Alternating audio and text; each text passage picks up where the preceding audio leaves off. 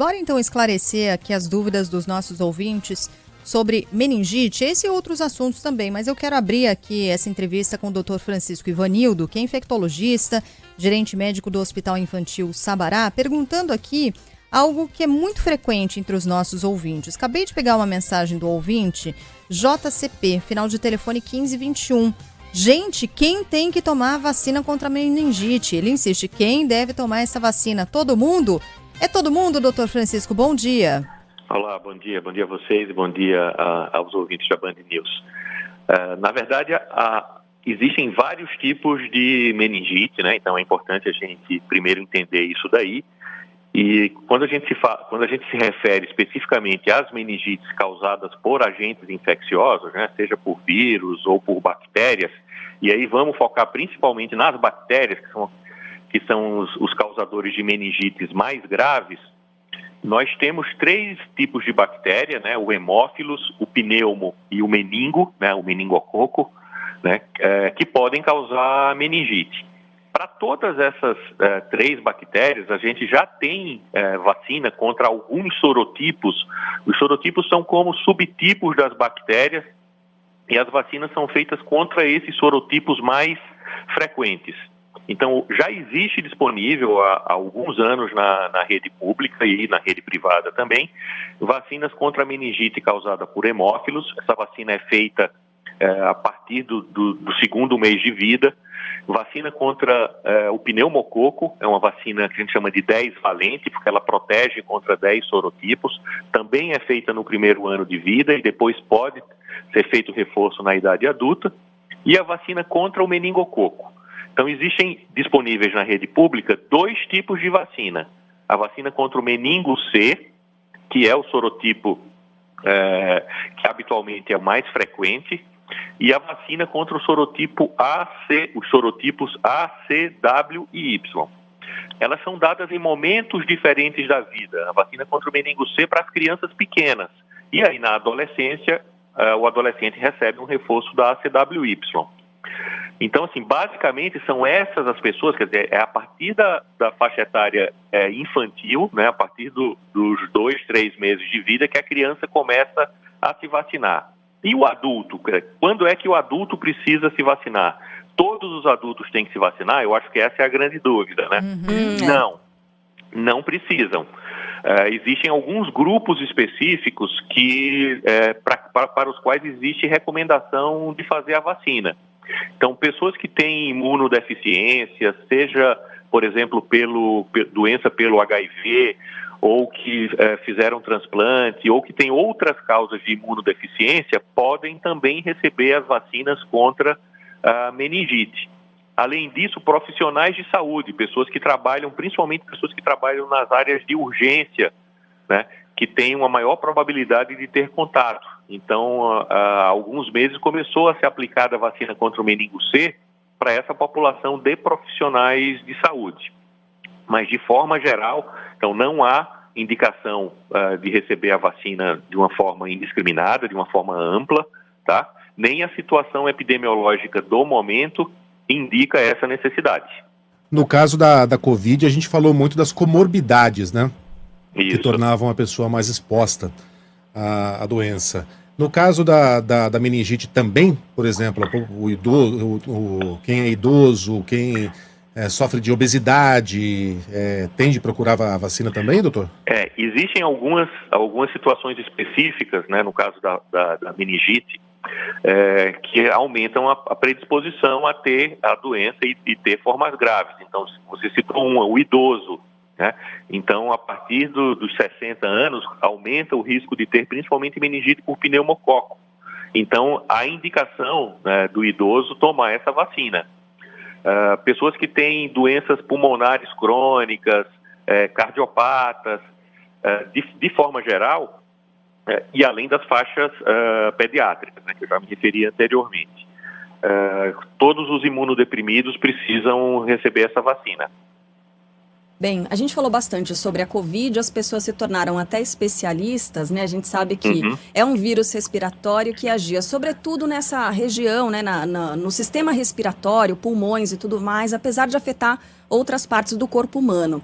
Sobre a meningite, é algo muito grave que afeta a região da cabeça e, como o senhor disse, né, são vírus e bactérias.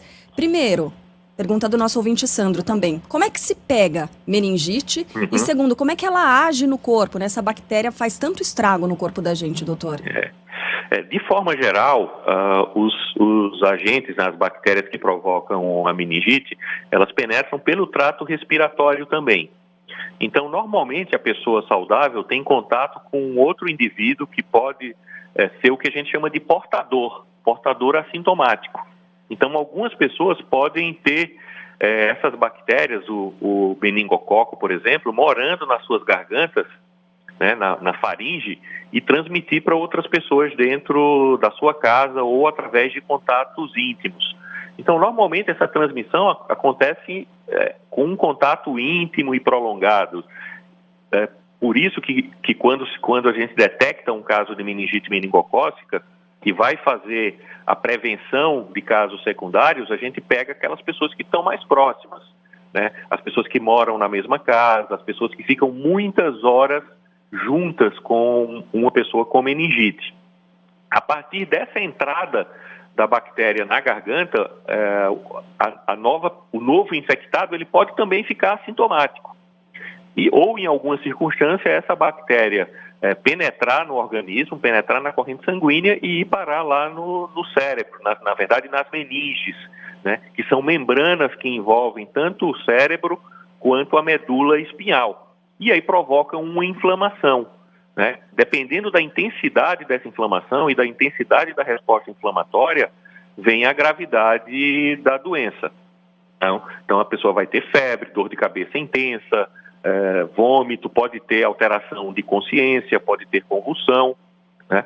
Nas crianças pequenas a gente vai ter um abaulamento da fontanela, né, ou popularmente conhecida como moleira, que é aquela pelezinha que fica lá entre os ossos na cabeça da criança, né, enquanto não existe a calcificação completa. Né? Então é dessa forma, entrando através da via respiratória e depois se disseminando pelo corpo com predisposição especial pelo cérebro. Agora, doutor, para quem desculpa interrompê-lo, para quem está em casa com criança, está meio doentinha de repente, que sinais e sintomas devem acender o alerta dos pais? Então a primeira coisa é assim, a gente precisa alertar, mas não há motivo para pânico, nem motivo para correria aos pronto-socorros, né? As pessoas devem estar vendo notícias da ocorrência de casos de meningococo do tipo C na zona leste de São Paulo, né? A gente teve 5 casos esse ano, agora nos últimos 2 meses, entre julho e setembro. Mas apesar de ser considerado uma situação de alerta, né, de ser considerado como um surto, não existe uma grande epidemia de meningite. Então, esse é a primeira orientação. Mas é importante, né, que a gente fique alerta, né, fique atento aos sinais da meningite. Então, no caso de uma criança, principalmente de uma criança pequena, normalmente essa criança vai ter febre alta. Se ela ainda não tiver condição de se queixar, de referir a dor de cabeça, essa criança vai ficar irritada, vai ficar chorosa, ela vai diminuir a aceitação alimentar, ela pode começar a ter vômitos.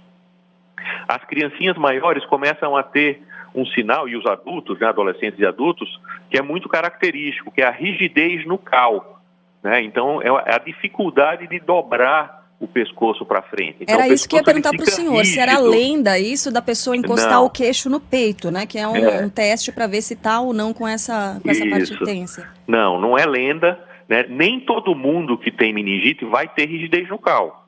Mas, por exemplo, quando o paciente chega no pronto-socorro e o médico suspeita da possibilidade de meningite ou quer descartar a possibilidade de meningite, ele avalia a presença de rigidez nucal e de outros sinais que mostram que as meninges podem estar irritadas. Então, esse quadro de dor de cabeça, né, com febre, com vômitos, prostração, né, o indivíduo fica caído, a criança pequena para de se alimentar, fica muito irritada ou fica sonolenta, junto com a rigidez nucal, né, é muito sugestivo de meningite. Importante falar que a rigidez nucal, muitas vezes, ela está ausente, principalmente em crianças pequenas. Tá? Então, a gente não precisa ter rigidez nucal, a gente não tem, na verdade, rigidez nucal em 100% dos casos de meningite. Então, um bebê de meses, por exemplo, é muito mais importante avaliar a fontanela, né? Essa pelezinha que a gente tem, né? Que o bebê tem no couro cabeludo. Então, na meningite, ela fica abaulada, ela fica inchada, né?